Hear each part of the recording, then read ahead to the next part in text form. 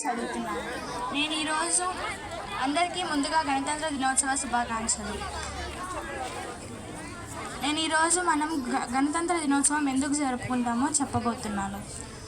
మనకి August 15, 1947 British ప్రభుత్వం నుంచి స్వాతంత్రం వచ్చింది. కానీ అప్పటికి మన భారతదేశానికి స్వంత రాజ్యాంగం అనేది లేదు. తర్వాత కొన్ని చర్చలు జరిపిన తర్వాత ఒక కమిటీని ఏర్పాటు చేసి డాక్టర్ బిఆర్ అంబేద్కర్ నేతృత్వంలో కొత్త రాజ్యాంగం రూపొందించబడింది.